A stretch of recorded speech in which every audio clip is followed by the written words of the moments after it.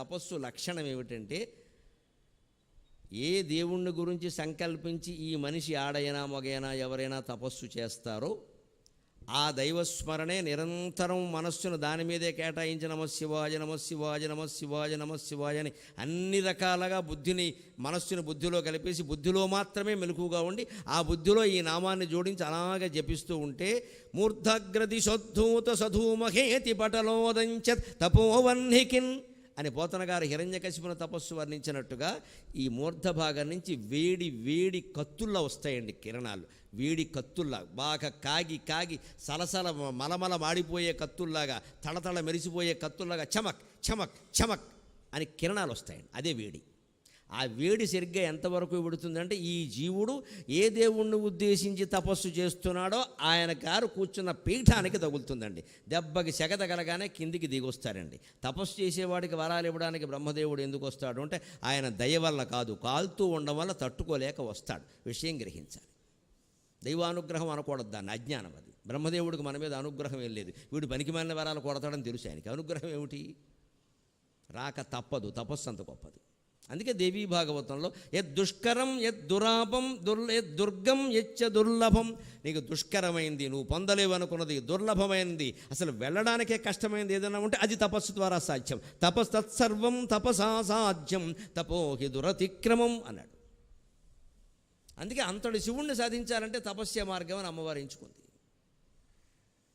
అంతటి తపస్సు చేస్తుంటే అక్కడికి వెంటనే సెగ తగులుతుంది, అనుమానమేలా తెలిసిపోయింది శివుడికి. ఇది ఏదో మొత్తం మనకి మళ్ళీ సంసారంలో దించేలా ఉందిరా వ్యవహారం. ఎందుకంటే సతీ వియోగంతో అప్పటికే ఆయన బాధపడి విష్ణుమూర్తి ఏదో చక్ర ప్రయోగం చేసి మొత్తం మీద అష్టాదశ శక్తిపీఠాలు ఏర్పాటు చేశాక కొంతకాలానికి మర్చిపోయి దక్షిణామూర్తిగా ఉన్నాడని శివుడు దక్షిణామూర్తి స్తోత్రం చెప్పింది అప్పుడు. సతీ వియోగంలో ఉన్నప్పుడు ఇక పెళ్లి చేసుకోవద్దని నిర్ణయించుకుని దక్షిణామూర్తిగా ఉండిపోయాడు. చిత్రం వటతరోర్మూలే వృద్ధాశిష్య గురుర్యువ గురోస్తు మౌనం వ్యాఖ్యానం శిష్యాస్తు చిన్న సంశయాక. ఆ దక్షిణామూర్తి అవతారం అప్పటిది. సతీదేవి వియోగంతో ఉన్నప్పుడు ఇంకా పార్వతిని చేసుకోనప్పటిది. ఆ దక్షిణామూర్తిగా ఆయన ఉండగానే ఈవిడ సేవలు చేసింది.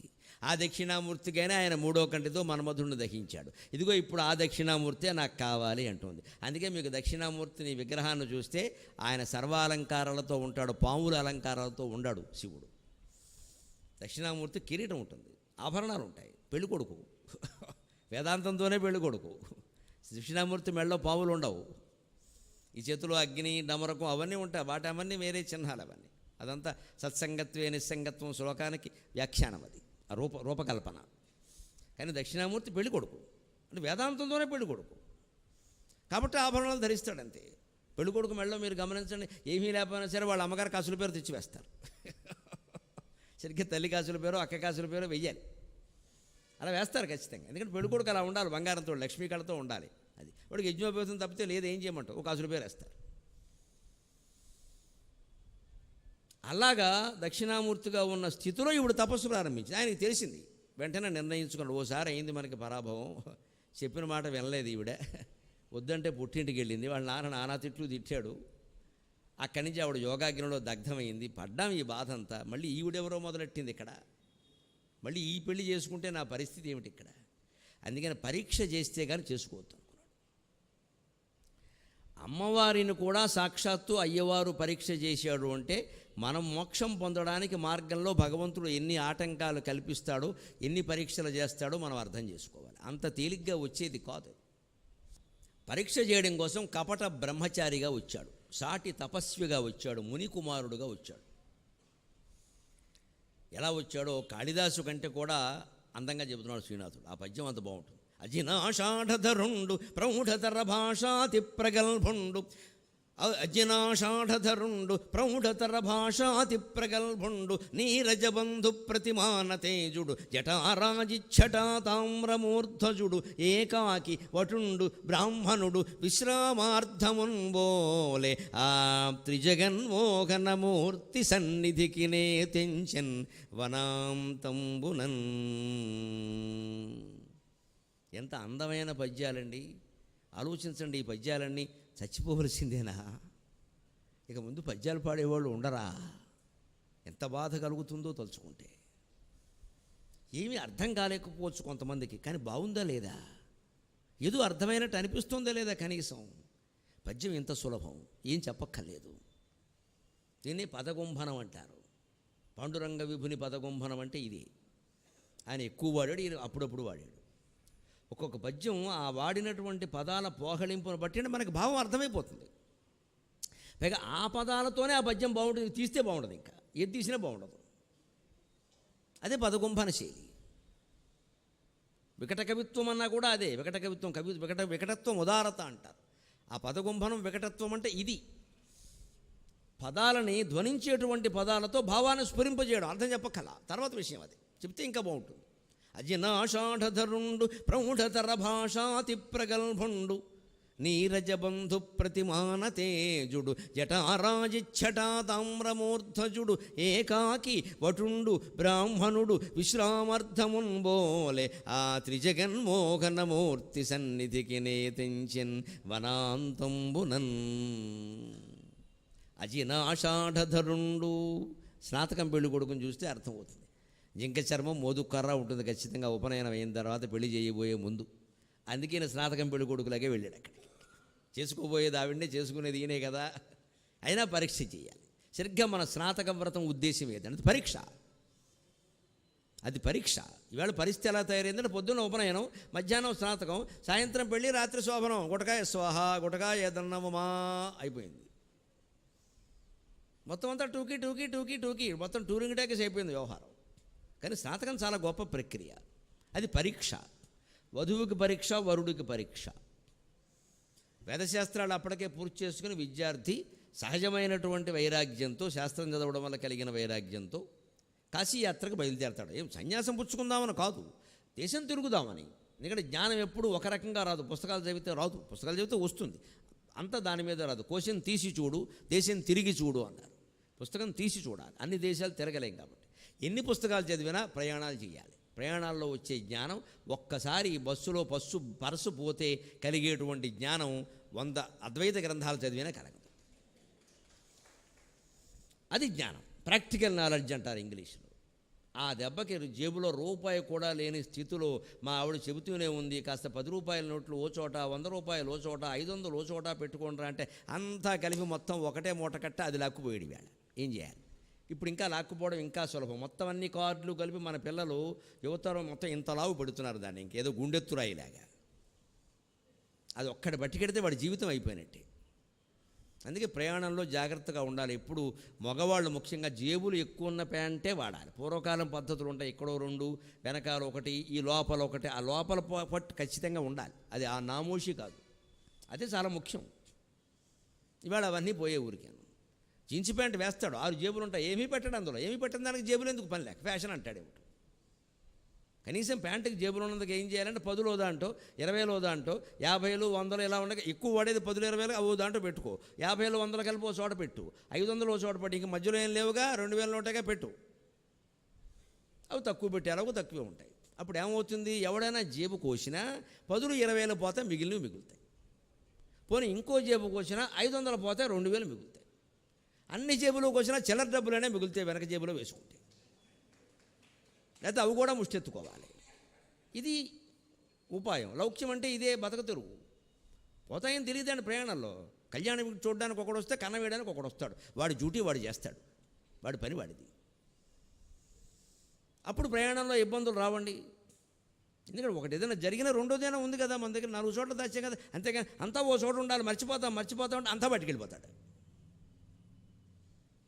ఓ చోట ఉండకూడదు ఎప్పుడు. డబ్బులు ముఖ్యంగా నగలు పెట్టినా అంతే, పెట్టులో ఓ చోట పెట్టకూడదు, అన్ని తలో చోట పెట్టాలి. ఓ చోట చేయడితే ఒకటే దొరకాలి, ఓ ఉంగరం దొరకాలి, బొంగరం దొరకద్దు, అది ఇంకో చోట ఉండాలి. అన్నీ కలిపి కట్టకట్టి ఓ భరిణిలో పెట్టి దానికి మంగళహారతి అని పాడేవనుకో, వాడు ముందే పాడతాడు, ఆ పెట్టి అటు పోతాడు. అన్నీ అందులోనే ఉన్నాయి, గొడవలేదు ఇంకా. అలా చేయకూడదు, ఇది జాగ్రత్త. ఇది అనుభవం మీదే తెలుస్తుంది. అందుకే స్నాతకంలో ఆయన పెళ్ళికొడుకు పుస్తకం గ్రంథాలు చదివా ఇంతవరకు తిరుగు, పర్యటన చేస్తే కానీ నీకు జ్ఞానం రాదు.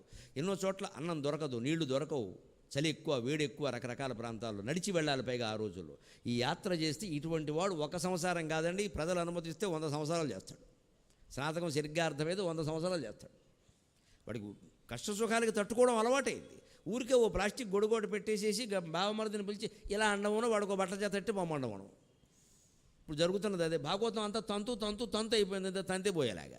కానీ దాని వెనకాల ఇంత అర్థం ఉంది. దుంపలు వేస్తారు, పెండలం దుంప వేస్తారు, కంద వేస్తారు, చిలకడ దుంప వేస్తారు, ఓ బెల్లం మొక్క వేస్తారు. మరి ఒట్టి దుంపలు తినలేడు కదా కాస్త బెల్లం మొక్క.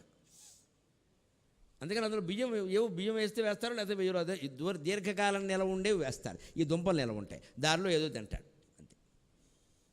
ఓ మంచినీళ్ళకి కమండలం కాసి తప్పనిసరి. ఇప్పుడు ఏదో వాటర్ బాటిల్ తప్పనిసరి. ఏం చేద్దాం, అప్పుడు కమండలం, ఇప్పుడు ఇది. ఎందుకని ప్రయాణంలో ఇలా పెడుతుంటే ఎక్కడో ఒక చోట ఆగుతాడు కదా, అక్కడ ఎవరికైనా ఈయన శాస్త్ర పాండిత్యాన్ని బట్టి యోగ్యుడు అనిపిస్తే ఆ గృహస్థు పిల్లనిస్తాడు. ఇవ్వడానికి నిశ్చయించుకున్నప్పుడు 60 ఏళ్లవాడు 20 ఏళ్లవాడి దగ్గరికి వచ్చి మా అమ్మాయిని చేసుకుంటావా అంటే చేసుకుంటే పర్వాలా, చేసుకోనంటే ఆయనకు అవమానం, అది పెద్ద ఆయన కదా. అందుకని ఆయన అడగడు, పెద్ద కొడుకు చేత అడిగిస్తాడు. అదే బావమరిది గడ్డం కింద బెల్లం మొక్కెట్టి, మీరు బావగారు కాశీ యాత్ర విరమించుకోండి, మా అక్కయ్యని పెళ్లి చేసుకోవాల్సిందిగా ప్రార్థిస్తున్నా అన్నాం. ఇప్పటికి మొత్తం ఆడపడుచు లాంఛనాలు సహా అమ్మాబాబుతో మాట్లాడేసుకున్నాక జరగాల్సిన ప్రక్రియ ఇది.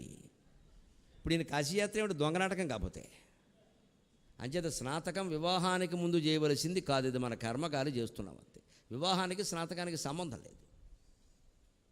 అందుకే ఇప్పటికీ మీరు గమనించిన స్నాతకం ఎప్పుడు చేయాలి అంటే ఉపనయనం విద్య పూర్తయిన తర్వాత చేయాలి. విద్యకు ముందు చేయవలసింది ఉపనయనం, విద్య పూర్తయ్యాక స్నాతకం చేయాలి. అందుకే విశ్వవిద్యాలయాల కాన్వకేషన్స్ జరిగితే స్నాతకోత్సవం అని పెడతారు, పేరు గమనించండి, అర్థమైపోతుంది. విశ్వవిద్యాలయాల కాన్వకేషన్ ఉంటుంది కదా, దానికి స్నాతకోత్సవం అని పెడతారు. ఎవరు ఎందుకు పెట్టారు? స్నాతకం ఏంటి? పెళ్లికి ముందు స్నాతకం అయితే విశ్వవిద్యాలయం స్నాతకమే. విశ్వవిద్యాలయంలో స్నాతకం డిగ్రీలు ఇచ్చాక పెళ్ళిళ్ళు చేస్తారా? ఇంత సంస్కృతి అంత సంప్రదాయం భాష రూపంలో ఉందండి. భాష లేకపోతే ఎలాగా? ఈ సంప్రదాయాలన్నీ ఉన్నాయి. భాష వెనకాలంటే ఇట్స్ నాట్ జస్ట్ కమ్యూనికేషన్, మాట్లాడుకోవడం కాదు. ఇది మాట్లాడుకుందుకు భాష అక్కర్లేదండి, ఇందాక చెప్పా, మాట్లాడుకోపోవడమే నయం. దానికోసమైతే భాష అక్కర్లా. భాష వెనకాల మొత్తం సాహిత్యం, హిందూ ధర్మం, 1,00,000 ఏళ్ల సంస్కృతి ఉంది. అది మాధ్యమంగా ఉంటేనే ఆ సంస్కృతి నిలబడుతుంది, లేదా అది కూడా పోతుంది.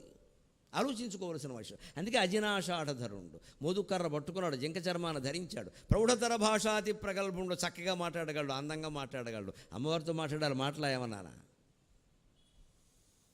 నీరజబంధు ప్రతిమాన తేజుడు. నీరజం అంటే పద్మం, నీరజబంధువు అంటే సూర్యుడు. సూర్యుడితో సమానంగా వెలుగొందుతున్నాడు. బ్రహ్మవర్చస్సు అంటారు దాన్ని. ఎప్పుడు వస్తుంది? అందంగా ఉంటే రాదు, ఏదో పూసుకుంటే రాదు, రాసుకుంటే రాదు. బ్రహ్మజ్ఞానం ఉంటే వస్తుంది, అదే బ్రహ్మవర్చస్సు. వాడు ఎంత ముసలాడైనా అందంగానే ఉంటాడు. సౌందర్యలహరిలో చెబుతారు శంకరాచార్య, నరం వర్షీయాంసం నయన విరసం నర్మసు జడం తవాపాంగాలోకే పతితం అనుధావంతి శతశః గళద్వేణీ వంధాక కుచగలశ విస్రస్త నిశయాక హఠాత్రుట్యత్ కాంచ విగళత దుకూల యువతయక అంటాడు. బ్రహ్మజ్ఞానం కలిగిన వాడు మనిషి ఎలా ఉంటాడు? నరం వర్షీయాంసం, వాడు 80 ఏళ్ల వాడైనా సరే, నయన విరసం, చూడడానికి వికారంగా ఉన్నవాడైనా సరే, నర్మసు జడం, చమత్కారాలు ఏమీ చేతకాని వాడైనా సరే. ఎందుకంటే ఈ 3 లక్షణాలు ఆడాళ్ళకి నచ్చవు. చమత్కారం లేనివాడిని, అందంగా లేనివాడిని, ముసలాడిని, వయసులో ఉన్న అమ్మాయిలు ఎవరు ఇష్టపడరు. ముసలాడు అంటారు. ఆయన గొప్ప జ్ఞానం ఎవరికి కావాలి అంటారు, అంతే.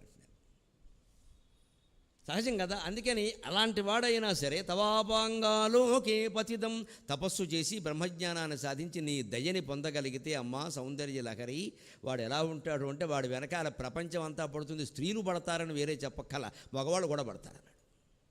పుంసామోహన రూపాయ పుణ్యశ్లోకాయ మంగళం. రామచంద్రమూర్తి లెక్క. పురుషులే ఆయన వెనకాల పడ్డారు. పైగా పడిన వాళ్ళు మనలాంటి పురుషులు కాదు, మనం అందరి వెనకాల పడతాం. భార్య వెనకాల తప్ప అందరి వెనకాల పడతాం. రామచంద్రమూర్తి వెనకాల పడిన వాళ్ళు మనలాంటి పురుషులు కాదు. ఇక్కడ శరభంగాది మహర్షులు. శరభంగ మహర్షికి రామాయణంలో ఆ పేరు ఎందుకు వచ్చిందంటే మన్మథ శరాలు భంగమయ్యాయి అక్కడ, అందుకని శరభంగ మహర్షి. లేదా ఆయన ఎవరితో యుద్ధాలు చేయలేదు, ఆయన మీద ఎవరు బాణాలు వేయలే. మన్మధుడు వేసిన బాణాలు వ్యర్థమైంది ఎక్కడ అంటే 2 చోట్ల. ఒకటి శివుడి దగ్గర, మళ్ళీ శరభంగ మహర్షి దగ్గర. అంతటి వాడు రామచంద్రుని చూడడం కోసం, కేవలం సౌందర్యం అండి, మరి ఇంకేం తత్వం కోసం కాదు. చాలా అందమైన వాడు ఆ అందం చూడాలన్నాడు. ఇంతగా ఈ మనిషికి ఆకాంక్ష అదంతే. ఆయన చూసి అగ్ని ప్రవేశం చేస్తా. అగ్ని ప్రవేశానికి సిద్ధంగా ఉన్నవాడు రామచంద్రుని అందాన్ని చూడడానికి మిగిలిపోయాడమ్మా. అందము రామచంద్రునిది, అందమునందలి అందమున్ మహానందము రామచంద్రునిది. అందం అంటే రాముడే. కృష్ణుడి కంటే కూడా రాముడే అందమైనవాడు. ఎందుకంటే కృష్ణుడి అందాన్ని ఆడవాళ్ళు మాత్రమే మెచ్చుకున్నారు, రాముని అందాన్ని పుంసాం మోహన రూపాయ పురుషులు కూడా మెచ్చుకున్నారు. కృష్ణుడి కంటే కూడా రాముడే అందమైనవాడు. పురుషులే వ్యామోహంలో పడ్డారు. ఆశ్చర్యకరం. ఎవ్వడికి అవకాశం లేదు, రిజర్వేషన్ అయిపోయింది అన్నాడు. ఓన్లీ సీతాదేవి మాట్లాడడానికి లేదు. ఇంకా ఆవిడ అదృష్టం. అది అందం యొక్క ఆకర్షణ అలా ఉంటుంది కదా. ఆ ఆకర్షణ బ్రహ్మజ్ఞానం వల్ల కూడా వస్తున్న ఆశ్చర్యం, దాన్ని బ్రహ్మవర్చస్సు అంటారు. ముఖం వెలిగిపోతూ ఉంటుంది, ఒక బొట్టు తప్పితే ఏమీ ఉండదు, అలాగే ఉంటాడు అంతే. ఎందుకంటే లోపల ఏమీ లేదు, లోపల ఏమీ లేకపోతే బయటికి తేజస్వంతుడే ఉంటాడు. లోపల మా వాళ్ళు ఎలా ఉన్నారో, దాచుకున్న 10 లక్షలు ఏమవుతాయో, ఇలా చింతలన్నీ పెట్టుకుంటే వీడు నిండా పౌడర్ రాసిన పీక్కుపోయిన మొహంలాగే ఉంటాడు. ఏదో ఒకటి అవుతుంది, నాకెందుకు వచ్చింది నమశివాయ అంటే సుఖంగా ఉంటాడు వాడు. ఆ తేజస్సు వాళ్ళు కనపడుతుంది, దాన్నే బ్రహ్మ తేజస్సు అంటారు. ఇదేదో బ్రాహ్మణంలో ఉంటుంది అనుకో, దానికి క్యాస్ట్ ఫీలింగ్ ఏం లేదు, బ్రహ్మ తేజస్సు ఎవరిలోనైనా ఉంటుంది. అది బ్రహ్మజ్ఞానానికి సంబంధించిన విషయం, కులానికి సంబంధించింది కాదు అది. అటువంటి తేజస్సు నీరజబంధు ప్రతిమాన తేజుడు, జటారాజిచ్చటా తామ్రమూర్ధజుడు, బ్రహ్మచర్యాశ్రమాన్ని తపోవన నియమాల్ని ఖచ్చితంగా పాటిస్తాడు. అందుకే జటారాజిచ్చట తామ్రమూర్ధజుడు, ఆయన జడలు కట్టేసాయి. తపస్సులకి జుట్టు జడ కడుతుంది. జడ కట్టడం కోసం జిల్లేడు పాలు రాసుకుంటారు. రామచంద్రమూర్తి వనవాసానికి వెళ్ళేటప్పుడు గుహుడి దగ్గర కూర్చొని జిల్లేడు పాలు తెప్పించి రాసుకున్నాడు, తొందరగా జడ కట్టడానికి. తపస్సులో ఉన్నప్పుడు ఏమి స్త్రీ సంపర్కం ఉండడానికి వీలేదు. 14 ఏళ్ళు సీతారాములు కలవలేదు పొరపాటును కూడా, బ్రహ్మచర్యమే పాటించారు. వనవాసం అంటే వనవాసం, ఆ నియమాలు ఏమంట ఆవిడ పాటించింది, ఆయన పాటించారు. లేకపోతే ఈ లవకుశులు అక్కడే పుట్టేవారు, అసలు అక్కడ కలవలేదు. నాకు పూర్తిగా అయ్యప్ప దీక్ష అంతే, భూషేనమే 14 ఏళ్ళు అంతే లెక్క. వాడు సరసంగా మాట్లాడుకోవచ్చు, వేరే విషయం. ఎక్కడా శారీరక సంపర్కం అనేది లేదు. వాల్మీకి కానీ విశ్వనాథ వారు కానీ ఏ కవి చెప్పరా, ఉండదు అక్కడ, అది పద్ధతి కాదు. అంత నియమంగా ఉంటారు. అందుకే నీ జుట్టు జడలు కొడుతుంది, పైగా జడలు కట్టి నూనె రాయిపోవడం వల్ల కొంచెం లేతగా రాగి రంగులోకి మారుతుంది. జటారాజిచ్చట తామ్రమూర్ధజుడు, రాగి రంగులోకి మారినటువంటి జుట్టు కలిగిన వాడు నిజంగా బ్రహ్మచారి, నిజంగా తపస్వి. ఏకాకి ఒక్కడు వటుండు, పైగా పెళ్లి కొడుకు అనమాట సిద్ధంగా ఉన్నాడు. ఉపనయనమైంది, స్నాతకమైంది, పెళ్లి కొడుకు సిద్ధంగా ఉన్నాడు. బ్రాహ్మణుడు విశ్రామార్థమున్ బోలే ఈ త్రిజగన్మోహనమూర్తి సన్నిధికి నెతించెన్ వనాంతంబునన్.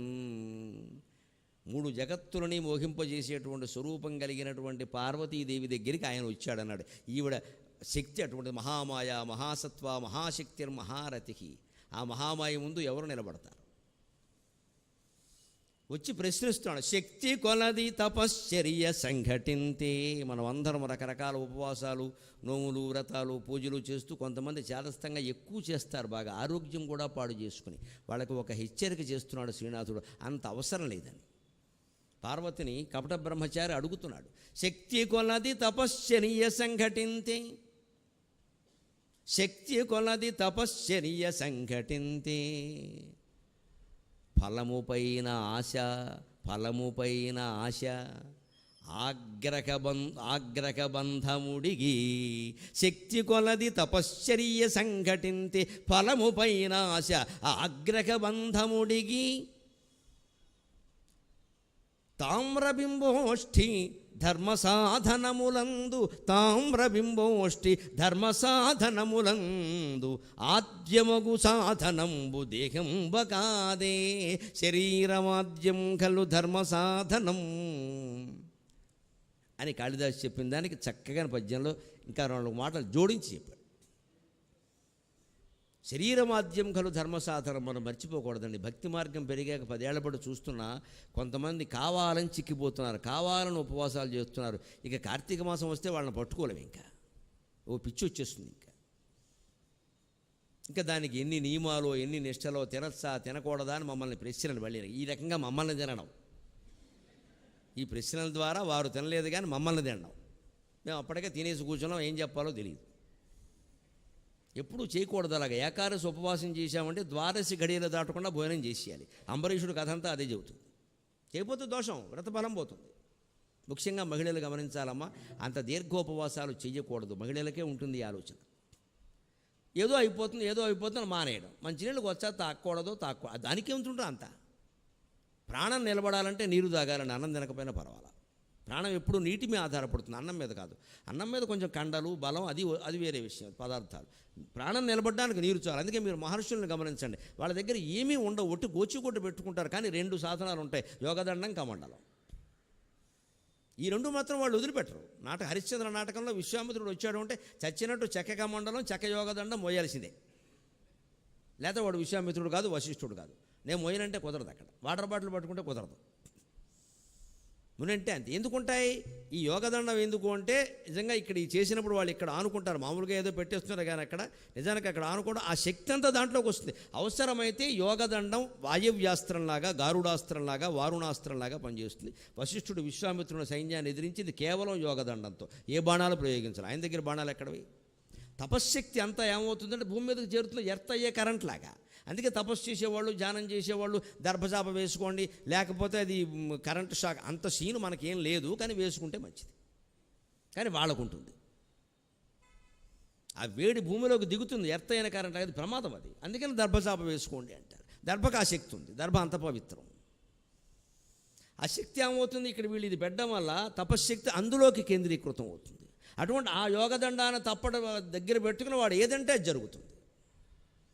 అది వాడికి ఆయనకు ఆయుధంలా పనిచేస్తుంది. అందుకని దండం కానీ కమండలం వదిలిపెట్టారు. కమండలం ఎందుకు వదిలిపెట్టారు? ఒట్టి కమండలం కాదు, నీళ్ళతో నింపిందే కదా. ఎప్పుడైనా కాస్త ఇంకా తపస్సు చేసి చేసి చేసి ప్రాణం పోయే పరిస్థితి వచ్చిందంటే గుక్కడి నీళ్లు తాగుతారు. గుక్కడే మళ్ళీ మొత్తం తాగారు, గుక్కడే ప్రాణం నిలబడ్డానికి. అంచేత నీరే ప్రాణాధారము అన్నారు పద్యంలో కూడా. ప్రాణాధారం అన్నం కాదండి, నీరండి. శ్వాసకి మనస్సుకి అన్నం ఆధారం, కానీ ఆ ప్రాణాన్ని కూడా, శ్వాసను కూడా నిలబెట్టగలిగేది నీరు. అందుకని శక్తి కొలది తపశ్చర్య సంఘటింతే. ఈ శక్తికి మించి చేయట్లేదు కదా అన్నాడు ఖచ్చితంగా. ఎప్పుడూ తపస్సులు, ఉపవాసాలు, జపాలు, నోములు ఏవైనా సరే శక్తికి మించి చేయకూడదు. అందుకే ఈ సమయానికి అయిపోవాలి, ఈ సమయానికి అయిపోవాలని నియమం కాదండి. మనకు అర్థమైతే కానీ పుస్తకం మొయ్యొద్దని నియమం పెట్టుకోండి, బాగుపడతామండి ఖచ్చితంగా. అర్థమైతే కానీ పుస్తకం మొయ్యొద్దండి, ఒక నామం అర్థమైనా చాలు. అంతేగాని 1000 అయిపోవాలి, 1000 అయిపోవాలి, 11 సార్లు చదవమని చెప్పారు. ఎందుకమ్మా, ఏమైనా ఎక్కాల పుస్తకమా? నాకు అర్థం కాదు. 11 సార్లు, 20 సార్లు, ఓవర్ యాక్షన్ అంటారు దీన్ని ఇంగ్లీషులో. మళ్ళీ దీంట్లో ఇంకా విచిత్రం బయలుదేరింది. 100 మంది కలిసి కూర్చుని చదవడం, 1000 మంది కలిసి చూసి, ఇది మొత్తం గ్రూప్ ప్రోగ్రామ్, ఇది ముఠా కార్యక్రమం. ఇది దీనివల్ల ఎవరికి కలిసి వచ్చేది ఏమీ లేదు. టీవీలో వాళ్ళు తీసుకుని పేపర్లో వేస్తారంతే, ఫోటో వస్తుంది. అసలు ఇంతమంది చేరారు అంటే దాన్ని ధ్యానం అనరండి, పరధ్యానం అంటారు. సామూహిక పారాయణ అనేది అర్థం లేని విషయం, ఎవరితో ఎక్కడైనా చర్చకి సిద్ధం. అర్థం లేని విషయం. ఆ రకంగా భక్తిని ధ్వంసం చేస్తున్నాం మనం. సామూహిక పారాయణ, సమూహం అవసరం లేదు పారాయణకి. నువ్వు వ్యక్తిగతంగా పారాయణం అంటే పారాయణం, నీ ఇంట్లో కూర్చొని చదువు. దేనికి సమూహం? అని నీకు ప్రచారం కావాలి, పేపర్లో రావాలి, 10 మంది స్వామీజీ మనల్ని గుర్తించాలి, స్వామీజీకి కూడా మన గుర్తింపు కావాలి, వారికి కావాలి, వీరికి కావాలి. వీరే చేశారండి అని చెప్పాలి. మొత్తం మీద కార్యక్రమం ధ్వంసమైంది. విష్ణు సహస్రం ఏమీ అర్థం కాల. పైగా 100 సార్లు చదివాం, 1,00,000 సార్లు చదివాం. దేనికి? ఇది అంకెల లెక్కలు. ఇవన్నీ గిన్నీస్ బుక్ రికార్డు కింద పనికొస్తాయి. ఎప్పటికీ మనకేమో మోక్షం రాదు కదా, కనీసం ఇంద్రియ నిగ్రహం కలగదు, మనశ్శాంతి కూడా ఉండదు. పైగా సెంటిమెంట్ పట్టేసి ఎప్పుడైనా 100 మందికి 2 తగ్గినా, లేదు వీడు 11 సార్లు చదివేవాడు 10వ సారితో మానేయవలసి వచ్చి దగ్గో రొంపో వచ్చి మానేసిన కొంపలు అంటుకుపోయినట్టు మాట్లాడతాడు. ఇంకా అందుకే దెబ్బ కొట్టేసింది, అందుకే దెబ్బ. నేను విష్ణుమూర్తి రాక్షసుడా? నువ్వు 10 సార్లు చదివావు తంత అంటే వాడు దేవుడు అవుతాడా? ఈ సారు లెక్క పెట్టుకుంటూ కూర్చుంటాడు దేవుడు. ఆలోచించాలి. మన శక్తి, మన అవకాశం, మన పరిస్థితిని బట్టి చేస్తాం. ఆ విషయం అర్థం చేసుకోవడం ముఖ్యం, కానీ అంకెలు లెక్కలు ముఖ్యం కాదు ఎక్కడ కూడా. ఇన్నిసార్లు చదవాలని ఎక్కడా సిద్ధాంతం లేదు. దేవీ భాగవతం 9 రోజుల్లో పూర్తి చేయాల్సిన అవసరమే లేదు, 90 రోజులు చదవచ్చు. నేను ఇప్పుడు మళ్ళీ చదువుతున్నా రామబ్రహ్మం గారు రాసిన దేవీ భాగవతాన్ని. రెండోసారి ఎప్పుడో మా అమ్మ బతుకున్న రోజుల్లో 10 ఏళ్ల క్రితమో 15 ఏళ్ల క్రితమో ఆవిడకి వినిపించా. ఓసారి మళ్ళీ చదువుతున్నా. నేను దానికి కేటాయించుకున్న సమయం 20 నిమిషాలు. నా సంధ్యావందనం అయ్యాక 20 నిమిషాల్లో ఎంత అయితే అవుతుందో అక్కడ ఒక తాటక మొక్క ఎడతాం, మన్నాడు చదువుతాం. కొన్నాళ్ళు చదవం. ఇప్పుడు వచ్చా 4 రోజులు చదవం. ఏమైంది? అమ్మవారు కోపిస్తుందా? కోపించమని చూస్తా, అడుగుతా. ఇదేం మాటలు, ఇదేం నమ్మకాలండి? ఇన్ని రోజుల్లో అవ్వాలి, ఇంత సమయం పెట్టాలి, అలా అన్నప్పుడు ఏ పుస్తకం అర్థం కాదు మనకి. సావకాశంగా హాయిగా ఈ వాక్యం నాకు అర్థం కావాలని చదివితే దేవీ భాగవతంలో ఒక్క కథ చాలమ్మా, నరనారాయణుల తపస్సు కథ చాలు, మొత్తం అర్థమవుతుంది. మన దృష్టి అంతా అయిపోవడం మీదే ఉంటే అయిపోతుంది, అంతే జీవితం కూడా అయిపోతుంది. ఆ అయిపోవడం మించి దాటించి అర్థమైపోవడం అనేదాన్ని పెట్టుకో. అర్థం కాకపోతే కథల ముందు కానీ 2 పేజీలు ఏమన్నా ఏం పర్వాలా. నవరాత్రులు కాదు, జీవితం అంతా దాటినా పర్వాలా, మధ్యలో ప్రాణం పోయినా పర్వాలా. దేవీ భాగవతం చదువుతూ ప్రాణం పోతే వాడు మణిద్వీపంలో ఉంటాడని వేరే చెప్పాలి ఆ విషయాన్ని. ఈ నమ్మకాల నుంచి, ఈ జిడ్డు నుంచే మనం బయటపడాలని ఖచ్చితంగా. ఈ అంకెలు, అక్షరాలు, ప్రదేశాలు, తీర్థాలు, ఈ మహిమల కంటే అసలు మానవత్వం, అవగాహన. గ్రంథం చదువుతున్నామంటే మన జ్ఞానం కోసం. దానివల్ల ఏ పుణ్యము రాదు. 100 సార్లు భాగవతం చదివినా ఏ పుణ్యాలు రావండి, మొహమాటమే లేదు. నీకు జ్ఞానం మాత్రమే వస్తుంది, ఒకసారి చదివితే వస్తుంది. పుణ్యం కంటే జ్ఞానం ముఖ్యమని గ్రహించకపోతే ఆధ్యాత్మికత ఎంత ఉన్నా ఒకటే, అది వ్యర్థమైపోయినట్టే లెక్క. అందుకని శక్తి కొలది చేయమని శివుడు చెబుతున్నాడు స్వయంగా. ఇప్పుడైనా గ్రహిద్దాం. పైగా ఆ చేసేటప్పుడు ఎలా చేయాలి, సరిగ్గా మనం దానికి విరుద్ధంగా చేస్తున్నాం. అందుకే నేను ఈ పద్యాన్ని ఎంచుకున్నా, చెప్పాలరా బాబు అని. రెండు ఉండకూడదు నీలో. పూజ చేసినా, వ్రతం చేసినా, నోవు చేసినా, ప్రదక్షిణం చేసినా, ఏం చేసినా రెండు లక్షణాలు ఉండకూడదు. ఆ రెండు ఏమిటో చెబుతున్నాడు. పార్వతికి చెప్పి, పార్వతీదేవికి అవసరమా ఇవన్నీ? ఏమిటి ఉండకూడదుట? ఫలముపై ఆశ, ఆగ్రహ బంధం, ఈ రెండు విడిచిపెట్టమని. మనకు ఉన్నవే ఇవి. ఫలితం మీద ఆశ, ఫలితం మీద ఆశ.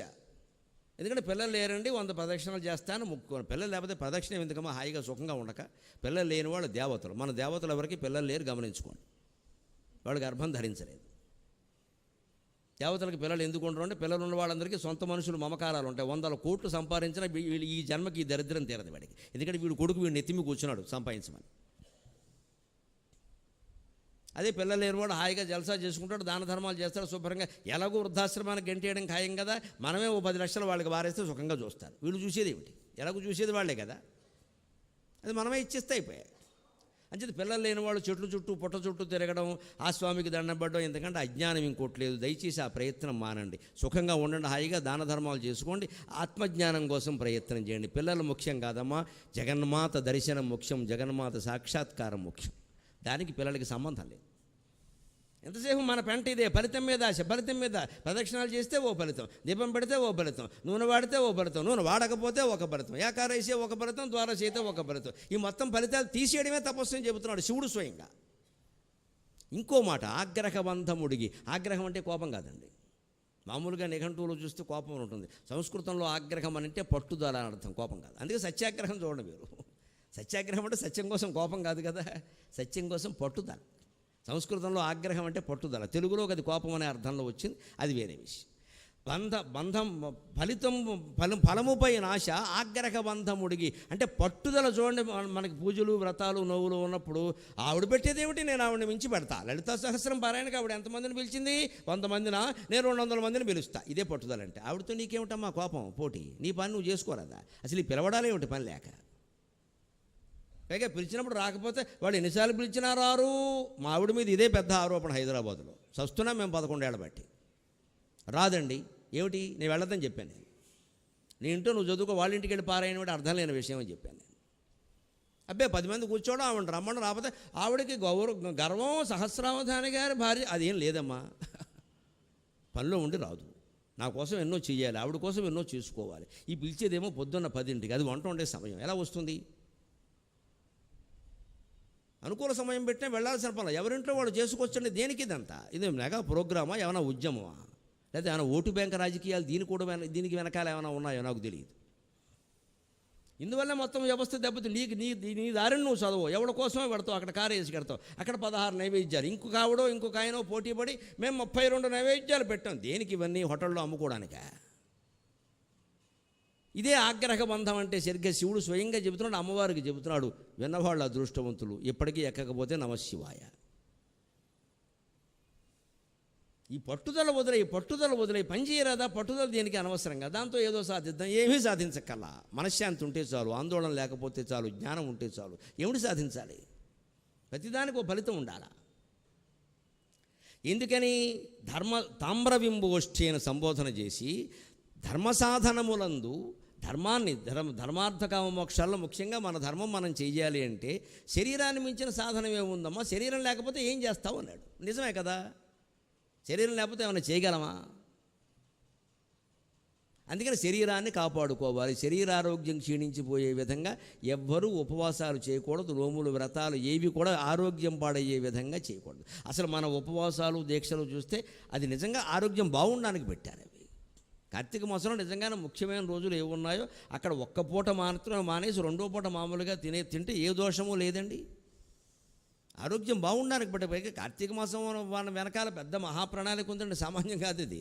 మార్గశిర మాసంలో కోతలు వస్తాయి కాబట్టి కార్తీక మాసంలో ధాన్యం ఉండవు. గాదుల్లో పూర్వం ఒకటే పంట ఆలోచించండి దయచేసి, సారవా పంట. దాన్ని డిసెంబర్లో కోస్తారు మార్గశిర మాసంలో. నవంబర్ నెల కార్తీక మాసం, కోతలు లేవు, పంటలు రావు. అందుకని గాదిలో ధాన్యం అడుక్కెళ్ళిపోయి ఉంటాయి. పైగా ఒక్కో ఇంట్లో 10 మంది ఉండేవారు మొత్తం. ఇక్కడ వీళ్ళందరూ మామూలుగా అర కేజీ లాగిస్తే ఏముండవు. ఇక్కడ గాదిలో పందికొక్కులు మిగులుతాయి. అందుకని కార్తీక మాసం ఉపవాసాలు పెట్టారు. మన వాళ్ళు తక్కువ వాళ్ళు కాదు, అంతా మేకు బిగింపు ఉంటుంది. ఇక్కడ స్క్రూ పెట్టి బిగిస్తాడు. భౌతిక జీవితం, మానసిక సౌందర్యం, ఆధ్యాత్మిక జీవితం, మూడింటిని కలగలపడమే హిందూ ధర్మం అండి. ఖచ్చితంగా మూడింటిని కలగలపడం. ప్రతి ఆచారం వెనకాల, ప్రతి ఉపవాసం, ప్రతి వ్రతం, ప్రతి అలంకారం, ప్రతి నైవేద్యం వెనకాల భౌతిక కోణం ఉంటుంది. అందులో ఒక అందం ఉంటుంది, మానసికమైన కోణం. పిల్లలకి నచ్చాలి, వయసులో ఉన్న అమ్మాయిలకి అబ్బాయిలకి నచ్చాలి. అందంగా ఉండకపోతే వాళ్ళు చేయరు. ఆ పూజ, ఆ కలశం, దాన్ని చుట్టూ దారాలు కడతారు చూడండి బ్రాహ్మణులు, డైమండ్స్ ఉంటాయి ఇలాగా. ఎంత అందంగా ఉంటుందండి కలశానికి చుట్టే దారం, ఎంత కళ అసలు అది. అందరికీ సాధ్యమా? అది పిల్లలు ఏం చేస్తే అది ఎంత బాగుందో, అది ఎంత బాగుందో అని చూస్తాడు, చాలు, వాడికి అది చాలు. తర్వాత భక్తులు అవుతాడు. ముఖ్యంగా ఆ చెంబు అక్కడి నుంచి పట్టుకెళ్ళిపోకుండా ఉంటాడు వేరే పని కోసం. కలశానికి దారాలు కట్టేస్తే గొడవ లేదు. వాడికి ఏదో అనిపించి ఇక్కడ పెట్టారు, ప్రత్యేకించి దారాలు కట్టారు అంటే ఇది వేరే ప్రయోజనం, మనం వేళ మంచినీళ్ళ కోసం వాడేయకూడదు దీన్ని, అర్థమైపోయింది వాడికి. ఇది భౌతిక కోణం. ఆ దారాలు, ఆ డైమండ్ గుర్తులు, ఆ అందం చూడడం, ఇది మానసిక కోణం. ఇక దాని అసలు కోణాన్ని శివానంద లహరిలో చెబుతారు శంకరాచార్య. భక్తో భక్తి గుణావృతే మృదమృతా పూర్ణే మనఃకుంభే. ఆ చెంబు కాదయ్యా, నీ మనస్సయ్యా అన్నాడు ఆయన. అందులో పోసిన నీళ్లు కాదయ్యా, సంతోషం అనే జలం అయ్యా అన్నాడు. దానికి చుట్టిన దారాలు కాదయ్యా, భక్తి అనే సూత్రాలయ్యా అన్నాడు ఆయన. నీ మనస్సుని భక్తి అనే దారాలతో చుట్టూ, సంతోషం అనే జలంతో నింపు, హాయిగా ఉండు, ఆనందంగా ఉండు, ఏడుపు మొహం పెట్టు కూర్చోకు, మూతి మాటికి ముద్దాపురం పంపక నీ దగ్గర పెట్టుకో. ప్రతిదానికి ముచ్చుమొహం వేసి కూర్చోక్కల, ఏదో కొంపలు అంటుకుపోయినట్టు. ఇక్కడ ఇంత చేస్తే మన ఇంటికి పిలవడానికి వచ్చిన వాళ్ళు ఎవళ్ళో పక్క వాళ్ళని పిలిచి మన పిలవాలా అంతే. దీనికోసం అంత సత్యాగ్రహం చేయక్కల. పిలవకపోతే వెళ్ళం ఏమిటట, లేకపోతే పలకరించలేదు, వెళ్ళాం కానీ పలకరించకపోతే మళ్ళీ ఈసారి వెళ్ళి వచ్చేస్తాం. నిజమేనండి, వాళ్ళు పెళ్ళికి పిలిచారు, కన్యాదాత చస్తున్నాడు అక్కడ, ఆయన భార్య అంతకంటే చస్తుంది, అందరినీ పలకరించడం వాళ్ళకి సాధ్యమా? మన పట్టించుకోనే లేదు. పైగా ఇంకోటి కూడాను, ఆ వీడియోలో నేను లేను. నువ్వెవరు అమ్మా ఇక్కడ? ఈ వీడియోలో నువ్వు లేకపోతే ఏమైంది? ఆ వీడియోలో మనం ఉండాలి, ఆ పెళ్లి వీడియో ఉంటుంది, అందులో మనం ఉండాలి, లేకపోతే ఇంకోసారి వెళ్ళాం. మనది తీయలేదు అంటే మీ మొహం మీద కెమెరా పెట్టి నిన్ను నీ మొగుడిని తీయాలి ఇక్కడ. అక్కడ పెళ్ళికో 100 మంది వచ్చారు, 1000 మంది వచ్చారు, వాళ్ళకి ఇష్టమైన వాళ్ళు తీసుకుంటారంటే మనం వెళ్ళేది మొత్తం ఆర్భాటం. ఇవి ఆగ్రహ బంధాలు ఇవి అంటే ఇదే. అందుకని ఈ పట్టుదలన్నీ వద్దండి అన్నాడు ఆయన. శరీరాన్ని కాపాడుకుని